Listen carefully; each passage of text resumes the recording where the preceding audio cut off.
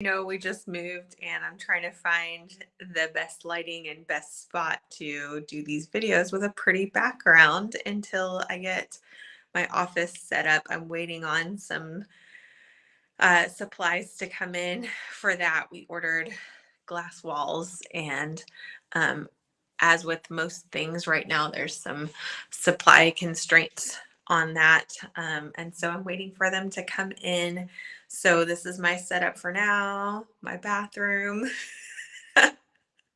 Thanks for joining me in my bathroom. So today I wanted to talk about some keys to success, at least, or keys to happiness is what I titled it, I believe, as a stay-at-home mom or work from home mom. Just some kind of life lessons that I've learned along the way that I might benefit some of you guys. You might already know some of this, some of you might not. So the first thing is, I hear this all the time. As a mom, I don't care how you work in the house, out of the house, just as a mom, period.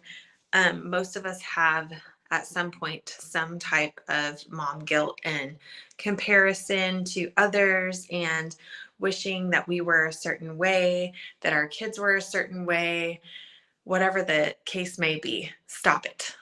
Stop it right now.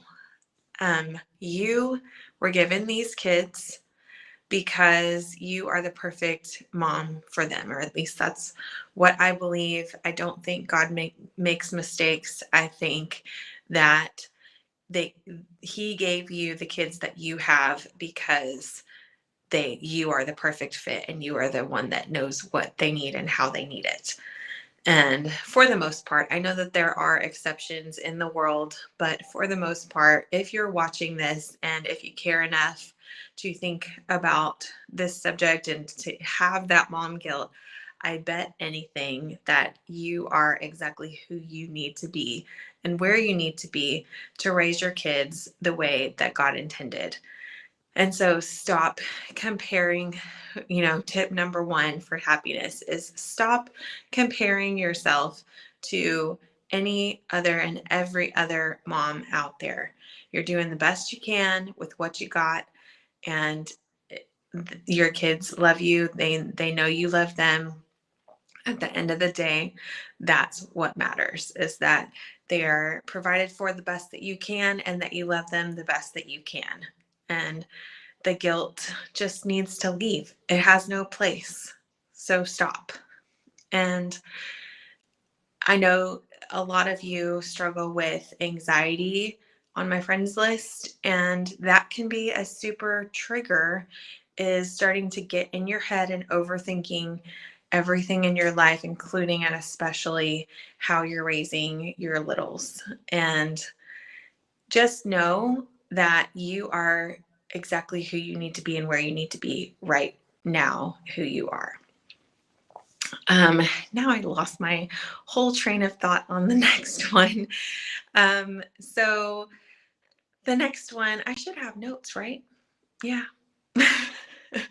There I go with my list of things that I should and should not do. So another thing is just being able to kind of go with the flow, and not taking yourself too seriously. If you have a plan, that is wonderful, but if it falls apart and it's not like you wanted it to be, especially surrounding holidays and birthdays and birthday parties and things like that, a lot of times we stress about every little detail, and they don't always and often don't turn out exactly like we wanted. But the thing that I like to focus on was, we made memories. What were the best things that happened? And oftentimes the things that don't work out the way that we thought are actually the things that make the best memories and the best things that we look back and laugh about, right? I know that is definitely the case for our family. So just not taking yourself too seriously and going with the flow a lot more, and not worrying so much about all of the little details. Just at the end of the day, laying in bed going, did I do the best I could with what I have? And so, and also another thing is with everything going on, especially right now, all of the changes, all of the different landscapes as far as like what we should and shouldn't teach our kids and things like that. Here's the deal. They're your kids along with their daddy. You guys decide what is right for your kids. Pray about it, make that decision, and stand firm in the decisions that you make. If you need to adjust, take advice from people that have the results that you want. So if their life looks a certain way that don't take it. Basically, I guess what I'm saying is don't take advice from people that are not living the way that you want to live. You know, don't take advice from the person on the street that either doesn't have kids or their kids don't behave in the way that and don't have the same values as you do. Be careful who you let have an expensive opinion in your life. So then that will help you a ton with, letting go of some of that perfectionism, anxiety, all of those things is just being very careful about who you care about opinions.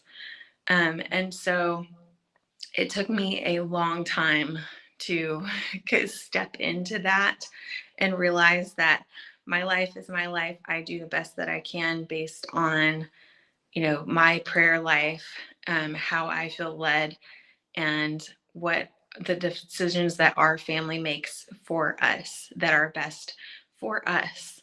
And as long as me and God are good, me and my family, my immediate family, my husband and my kids are good, I would love for everyone and to be happy all the time and get along with each other, but that's not always the case. So my gauge is if me and God are good and me and my husband and me and my kids are good, that is all that matters. And I don't stress about all of the other things because I can't control everything. And so I just won't. So keys to happiness are to just do the best that I can with what I have and be careful who has an expensive opinion in my life. I hope this has been helpful. Next time I will be sure to bring with me my notes, but this is just on the fly sharing my heart with you guys. I hope that you have the best Wednesday, the best week, and enjoy the summer heat here in Texas. My goodness, it's already 100. All right, have the best day. Bye-bye.